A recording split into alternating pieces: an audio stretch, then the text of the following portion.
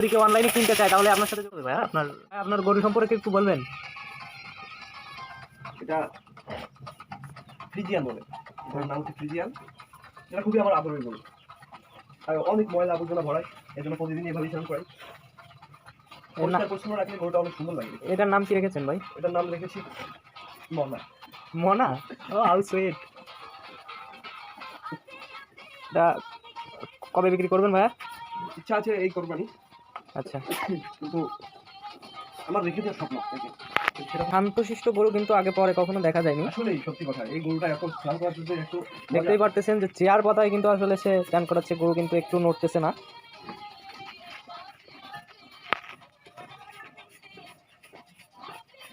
এটার ওয়েট কত হবে ভাইয়া?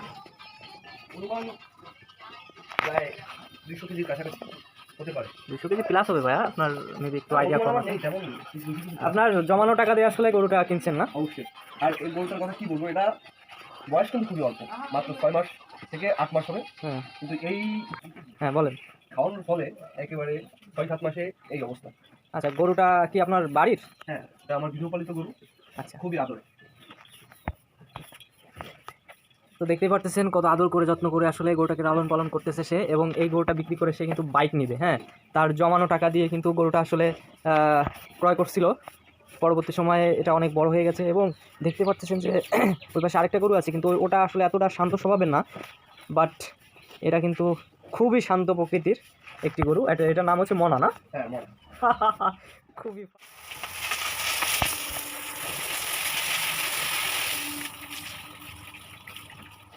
হবে, কারণ আসলে আমার শরীর খুবই খারাপ, ঠান্ডা লেগেছে।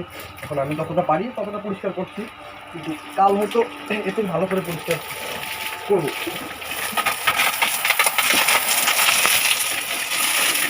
আসলে আপনার যত্ন দেখে আমারও কিন্তু গরু পালন করতে ইচ্ছা করতেছে।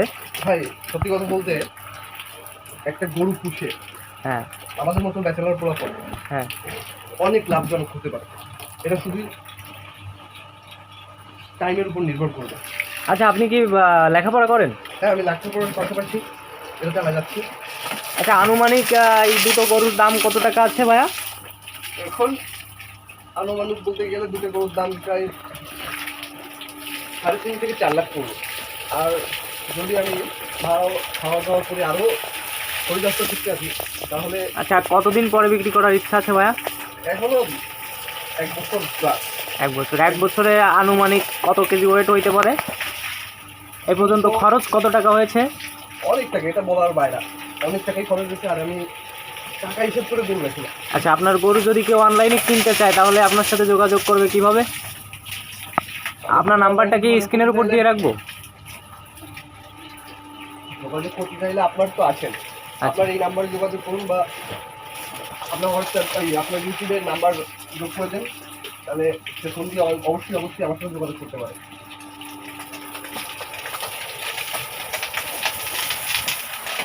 ভাইয়া, আমরা নেক্সট আবার ভিডিও তৈরি করব।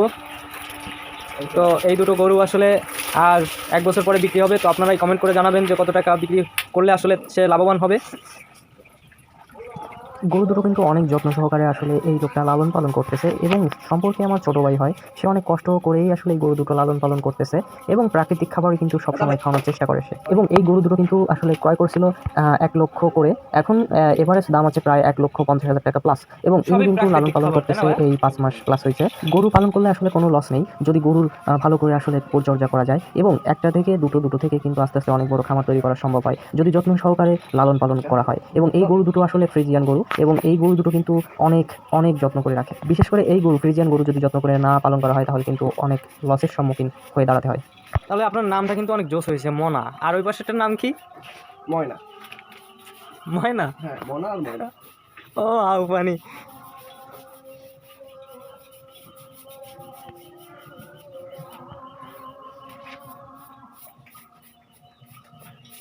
ভাই, আপনার সাথে কিন্তু যায় না এই ব্যাপারটা, কিন্তু তারপরও আপনি টাকার কাছে কিন্তু কি বলবো ভাই, টাকা বেশি পাইলে, টাকা যেখানে বেশি আসবে সেখানেই তো কৃষক ঝুঁকবে। এখন আমি এইখানে আর ঝুঁকতেছি কারণ আমার টাকা আর্ন বেশি হচ্ছে। আচ্ছা, এই গরু বিক্রি করে শুনলাম আপনি বলে বিয়ে করবেন।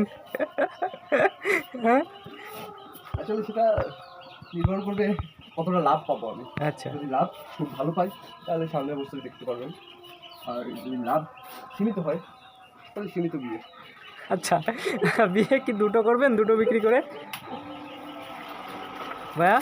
জি জি, দুটো গরু বিক্রি করে কি দুটো বিয়ে করবেন? আমাদের যতটা সম্ভব, আমার যতটা সামর্থ্য আমি ততটাই বিয়ে করতে পারি এখন।